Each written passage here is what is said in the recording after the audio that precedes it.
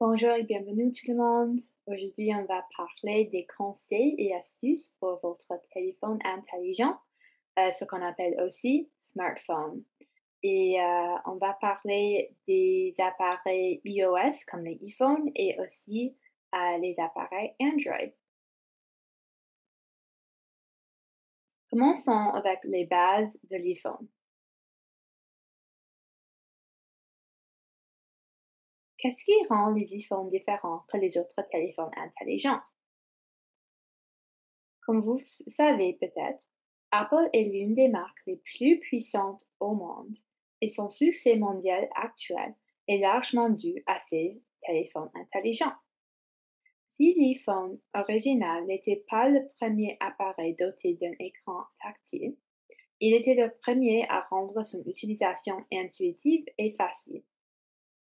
Bien qu'il existe aujourd'hui de nombreuses autres marques et modèles de smartphones sur le marché, les iPhones sont toujours connus pour leur sensation de luxe, leurs matériaux de qualité, leur design épuré et leur excellente performance.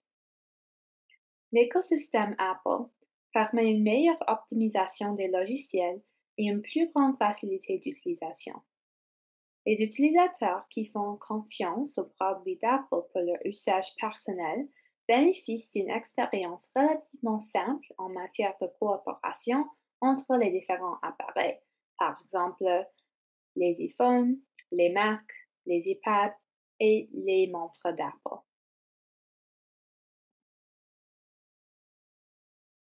Les modèles récents d'iPhone. La dernière génération d'iPhone est l'iPhone 13. La gamme actuelle d'iPhone a une large gamme de prix. L'iPhone SE commence à environ 600 $, tandis que l'iPhone 13 commence à 1099 $. Si vous voulez ajouter plus de stockage, cela coûtera encore plus cher. L'iPhone SE fera tout ce dont vous pourrez avoir besoin et il a le plus petit écran de 4,7 pouces que quelques personnes aiment et quelques personnes pensent que c'est trop petit.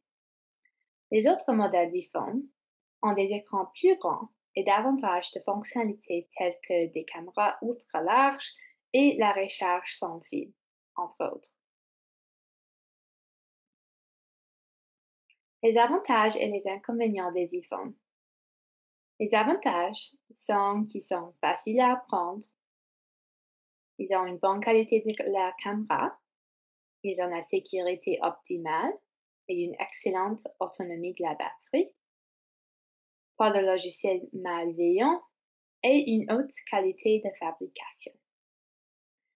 Quelques inconvénients des iPhones sont qu'ils sont coûteux, ils n'ont pas de prise casque, les modèles les plus récents n'ont pas de prise casque, alors vous avez besoin des écouteurs Bluetooth ou des écouteurs spécifiquement pour les iPhones.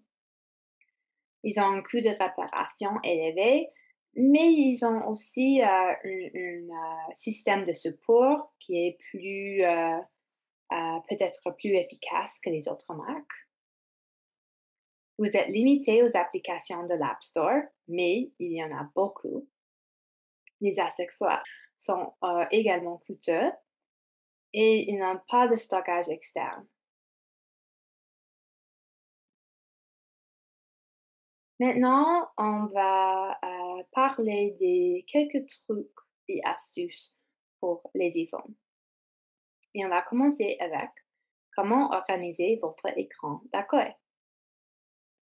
Pour vous déplacer dans les applications de votre écran d'accueil, maintenez le doigt appuyé sur l'une de vos applications pendant environ 1 à 2 secondes et toutes vos applis devraient se mettre à trembler. Ça veut dire que maintenant vous pouvez les modifier. Vous pouvez maintenant vous déplacer dans les applications comme vous le souhaitez. Pour supprimer une application, cliquez sur l'icône de moins dans le coin supérieur gauche de l'application que vous souhaitez supprimer. Tenez en compte que quelques applications sont préinstallées, comme Home, Health et Wallet. Ils sont tous les applications d'Apple qui ne peuvent pas être supprimées. Vous pouvez aussi faire glisser les applications les unes sur les autres et créer des catégories pour elles. Par exemple, vous pouvez avoir une catégorie comme banque ou finance ou même médias sociaux ou les autres choses pour mieux les organiser.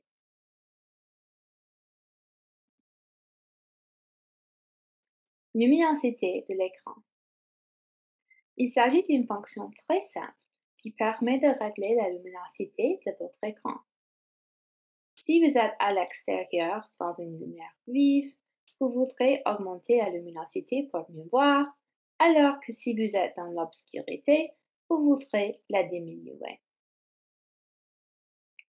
Quelques appareils et quelques iPhones ont automatiquement la fonction de ajuster et modifier la luminosité automatiquement selon le niveau de luminosité dans la salle ou dehors. Vous pouvez activer l'option Night Shift pour réduire la fatigue oculaire lorsque vous utilisez votre téléphone la nuit. Ça va diminuer le niveau de blue lights. Cette fonction peut également être utilisée pour économiser la batterie. Plus la luminosité est faible, plus l'autonomie de la batterie est importante. Pour modifier la luminosité, la méthode la plus simple de le faire est de glisser votre doigt de bas en haut sur votre écran et puis vous allez ouvrir le Quick Control Center et de là, vous pouvez ajuster ou modifier la luminosité. Ou vous pouvez aussi aller vos réglages, vos paramètres et aller à affichage et luminosité. Et ici, vous pouvez glisser le petit bouton à droite pour plus de luminosité et à gauche pour moins de luminosité. Et on a aussi, comme j'ai mentionné, le mode Night Shift. Et il y a d'autres choses aussi que je vais mentionner dans un peu de temps.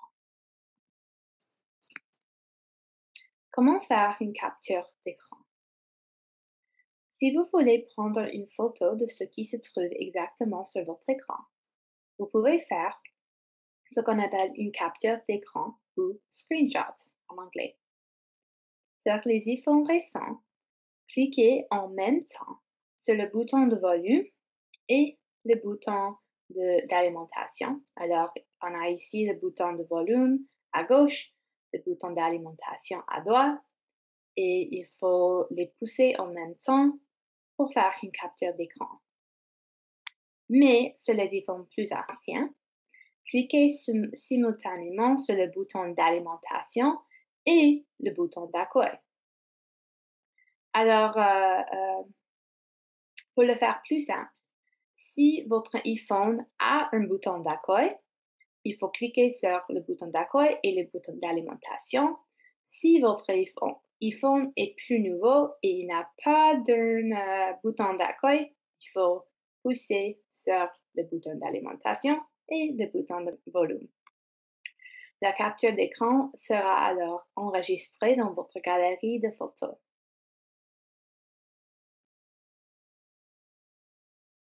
Maintenant, affichez le zoom, la taille du texte et le texte en gras.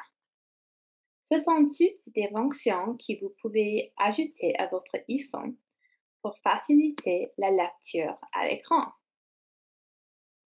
Alors, pour accéder à ces options, il faut encore aller à Réglages, à Affichage et Luminosité, et puis vous verrez l'option de taille de texte et texte en gras.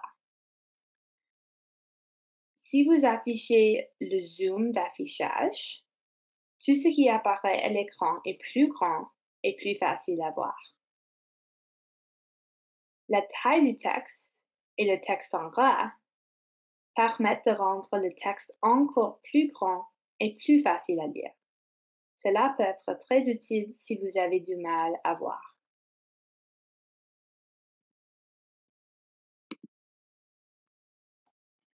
Dicter du texte sur un iPhone. Les iPhones ont ajouté la possibilité de dicter du texte afin qu'il y ait une voix à chaque fois qu'il y a quelque chose sur l'écran que vous souhaitez lire, au lieu d'avoir à le lire vous-même.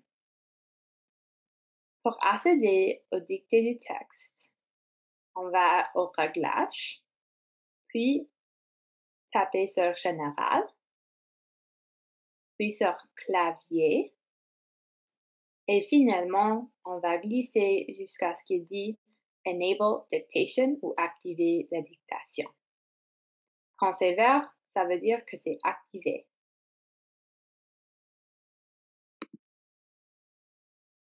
Siri.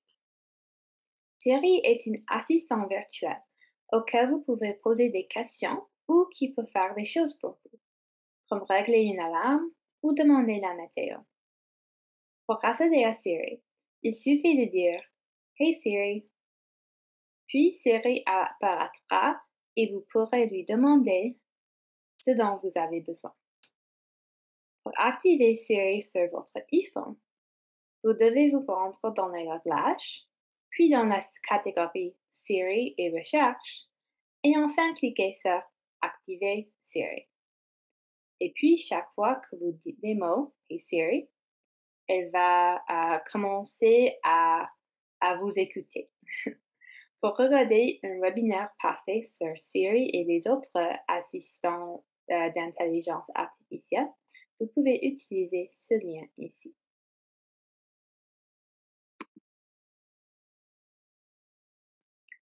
Trouver mon iPhone. Trouver mon iPhone, aussi connu comme Find My iPhone en anglais, est une fonction qui devrait être activée par défaut sur votre appareil Apple. Il s'agit d'un outil de localisation qui vous aide à retrouver votre iPhone lorsque vous le perdez ou qu'il soit volé. Pour activer la fonction Find My, allez dans Réglages, appuyez sur votre nom qui est en haut de l'écran, la première chose que vous pouvez voir, et activez Find My. Pour visionner un précédent webinaire sur les applications de localisation téléphonique et pour apprendre plus sur Find My, vous pouvez cliquer ici.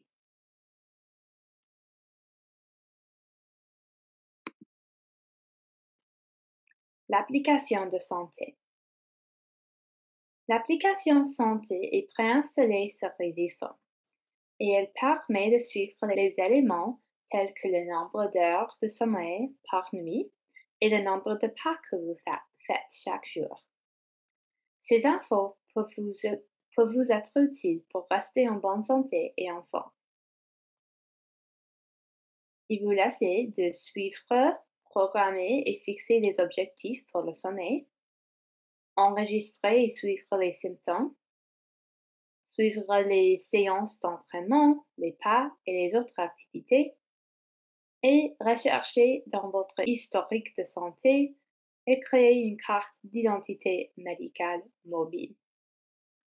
Pour l'accéder, il faut simplement trouver l'application qui ressemble à celle-ci. Une boîte, euh, une boîte blanche avec un cœur dedans. Et comme je dis, c'est déjà installé sur votre iPhone et vous ne pouvez pas le supprimer. La numérisation de documents à l'aide de l'appareil photo. Si vous souhaitez numériser un document, comme un formulaire ou une pièce d'identification, avec votre iPhone, ouvrez l'application Notes et sélectionnez une note ou créez une nouvelle. Touchez le bouton Appareil photo, puis touchez Numériser des documents. Ensuite, placez votre document en vue de l'appareil photo. Si votre appareil est en mode auto, votre document sera automatiquement numérisé. Il est possible d'activer et de désactiver le mode auto dans l'appareil photo pour numériser le document. Finalement, appuyez sur Enregistrer ou ajouter des numérisations supplémentaires au document. Pour visionner un précédent webinaire sur numérisation mobile, y compris la numérisation avec Notes et les autres applications, vous pouvez cliquer ici.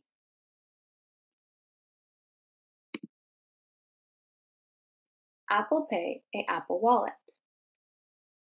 Apple Pay est une fonctionnalité pour les iPhones qui vous permet de payer avec votre téléphone au lieu de devoir emporter votre carte crédit partout où vous allez.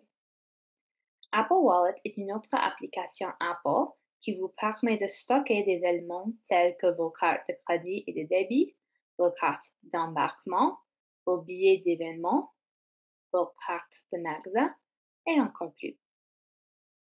Pour visionner un précédent webinaire sur la configuration d'Apple Pay et Google Pay, cliquez ici. Déplacement du clavier de gauche à droite. Si vous préférez avoir un clavier plus petit pour taper d'une seule main, vous pouvez déplacer votre clavier vers la gauche ou la droite. Pour le faire, allez en premier au Réglages, puis à Général, puis tapez sur Clavier, ensuite Clavier à une main, et finalement choisissez dans quel sens vous souhaitez l'orienter, à gauche ou à droite.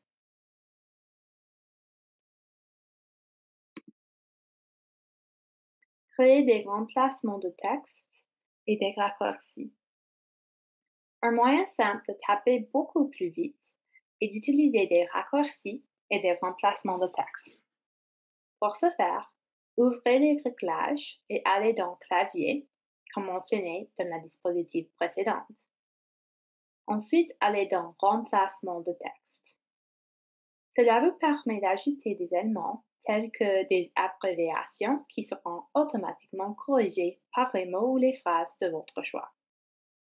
Par exemple, celle qui est automatiquement préenregistrée sur votre iPhone est OMW, qui se corrige automatiquement en On My Way. Comme on peut voir dans la photo à droite, cette personne a écrit OMW et il va automatiquement corriger et changer ces trois lettres à ces trois mots. AirDrop. La fonction AirDrop permet d'envoyer des photos ou des vidéos à d'autres utilisateurs Apple près de chez vous, y compris vous-même. Par exemple, vous pouvez rapidement et facilement envoyer une photo ou un fichier de votre iPhone à votre Mac en quelques secondes. Pour déposer une photo ou une vidéo, ouvrez l'application Photos et sélectionnez la photo ou la vidéo que vous souhaitez envoyer.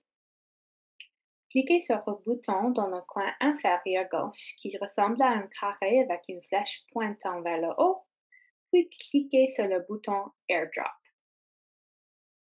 qui ressemble à celui-ci.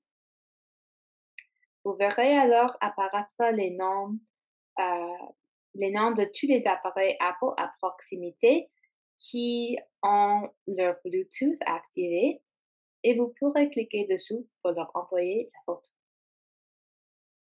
Pour accepter une photo, il faut assurer que votre Bluetooth est activé et puis quand vous recevrez ce message, vous pouvez taper sur Accepter. Maintenant, on va parler sur les bases des appareils Android.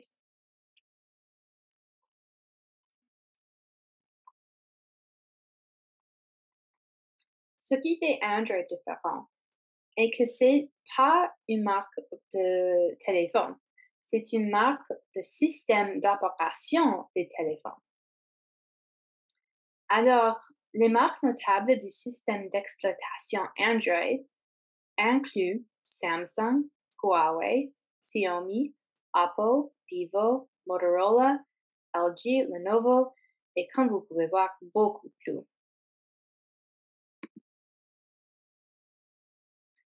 Les avantages et les inconvénients du système d'exploitation Android. Les avantages sont la conception, un large éventail d'appareils à choisir, des marques différentes, une mémoire extensible et meilleure configuration matérielle, hautement personnalisable et capable de télécharger des applications tierces, et respecte du budget. Les téléphones Android sont proposés dans une large gamme de prix pour répondre à vos attentes. La plupart sont moins coûteux que les iPhones. Les inconvénients sont qu'il est conseillé de posséder un compte Google pour profiter pleinement de l'expérience. Cependant, les comptes Google sont gratuits pour utiliser. Aussi, Android est plus sensible aux virus causés par les applications tierces que les iPhones. Il y a beaucoup de, il y a beaucoup de bloatware. Les fabricants de téléphones Android installent des applications en double. Et la connectivité et mise en réseau n'est pas aussi fluide et facile que l'écosystème iOS.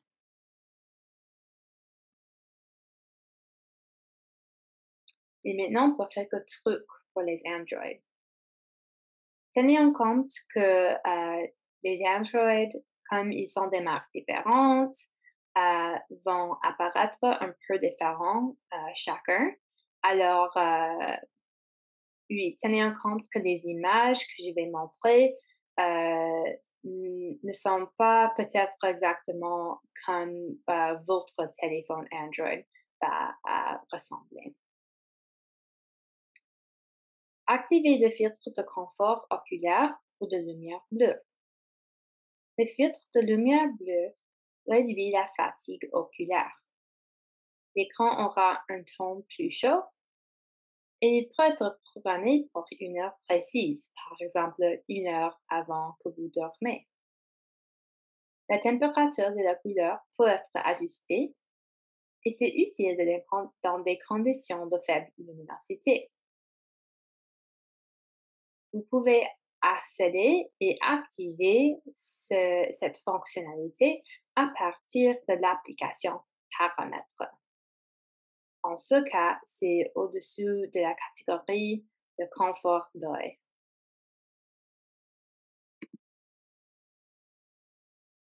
Affichage permanent. Certains Android vous permettent de voir les infos sur l'écran même si c'est éteint. Vous avez la possibilité d'afficher la date, l'heure et les notifications sans avoir à saisir le téléphone. Ça peut être utile si vous voulez l'utiliser comme une montre. Il peut être programmé pour certaines heures et il économise la batterie en évitant d'allumer le téléphone pour afficher les informations. Vous pouvez l'activer dans vos paramètres. Le mode sombre. Le mode sombre réduit la fatigue oculaire aussi. Il économise la batterie en raison de l'extinction des pixels sur les écrans AMOLED ou OLED. Il augmente l'autonomie de la batterie et aussi vous pouvez l'accéder et l'activer à partir de l'application Paramètres. Dans ce cas, c'est dans la catégorie affichage et luminosité. Et ici, il dit Dark Mode, le mode sombre. Vous pouvez l'activer en tapant sur le petit bouton ici.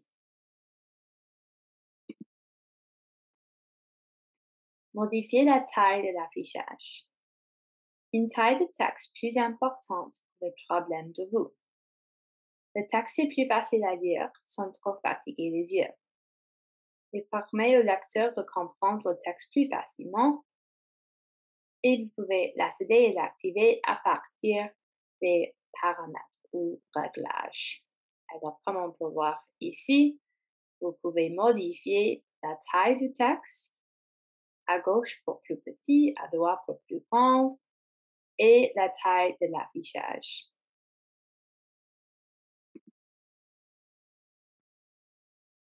Personnalisez le panneau de notification. Choisissez les paramètres auxquels vous souhaitez accéder rapidement. Réorganisez le panneau de notification selon vos préférences. Modifiez facilement la luminosité à partir du panneau de notification et aussi le mode d'avion, le mode de low power, auto rotate, localisation et les autres raccourcis utiles. Accédez au panneau de notification en glissant votre doigt en haut vers le bas de votre écran. Une fois que c'est ouvert, vous pouvez taper sur les 3 points ici et puis vous avez quelques options.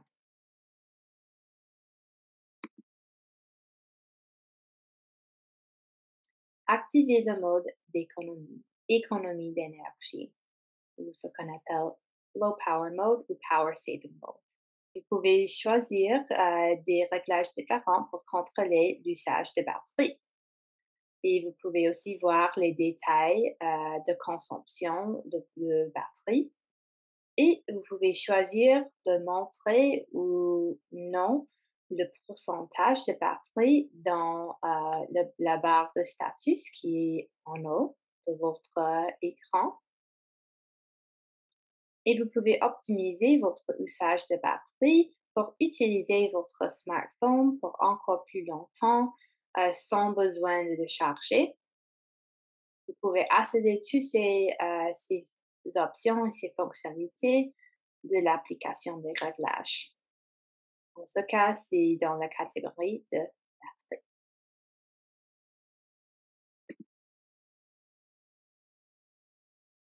Écran partagé pour le multitâche. Passez en mode écran partagé afin de naviguer dans 2 applications simultanément. Certaines applications peuvent ne pas prendre en charge l'écran partagé. Vous aurez aussi espace réduit, visualiser chaque application. Ici, en cet exemple, on a les nouvelles et aussi les vidéos. Et à droite, on peut voir le calendrier et aussi une recette. Vous pouvez activer ce mode dans les paramètres par une pression prolongée sur l'icône du sélecteur d'application.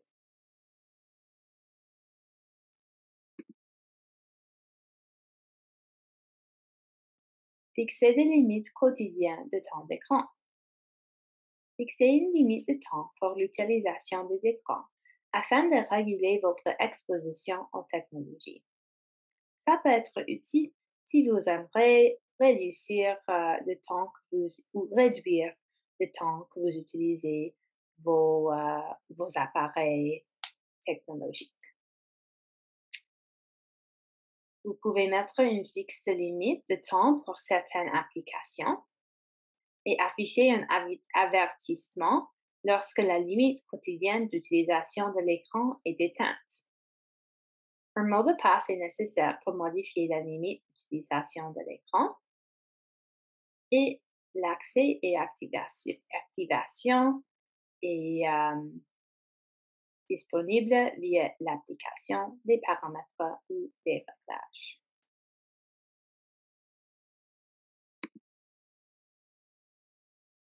Entrez dans le mode one-handed ou une seule main. L'écran du téléphone devient essentiellement plus petit dans ce mode. C'est plus facile à utiliser d'une seule main et tout est comprimé dans une plus petite partie de l'écran pour être plus facilement accessible. Cela peut être utile si votre téléphone intelligent est très grand.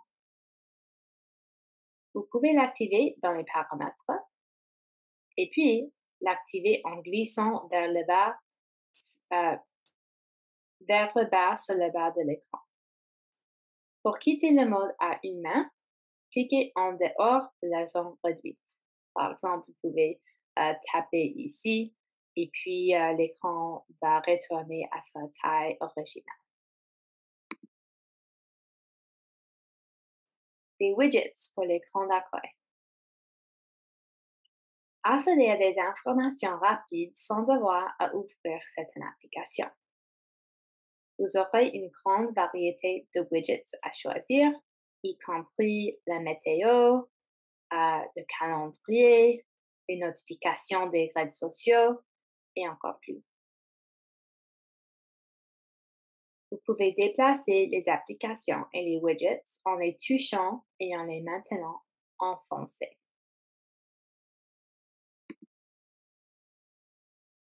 Et finalement, modifier la méthode de navigation du système. La navigation à touche unique vous permet d'utiliser la barre inférieure pour naviguer. La navigation à 3 touches, on des touches pour revenir en arrière, retourner à l'écran d'accueil ou afficher les applications récentes. Quelques gestes que vous pouvez utiliser. Les gestes sont faites glisser l'écran pour effectuer les différentes tâches. Vous pouvez glisser vers le haut pour accéder à l'écran d'accueil ou glisser et maintenir enfoncé pour afficher les applications récentes. L'accès et modification est disponible à partir des paramètres. Et puis ici, on peut voir les 3 touches différentes, les 3 méthodes de navigation différentes. Ici, on a la navigation à touche unique. Voici la navigation à 2 touches. Alors, on a la flèche de retour et le bouton d'accueil. Et ici, la navigation à 3 touches, le flèche de retour, le bouton d'accueil et le bouton carré. Je crois que ça vous permet de afficher plusieurs applications.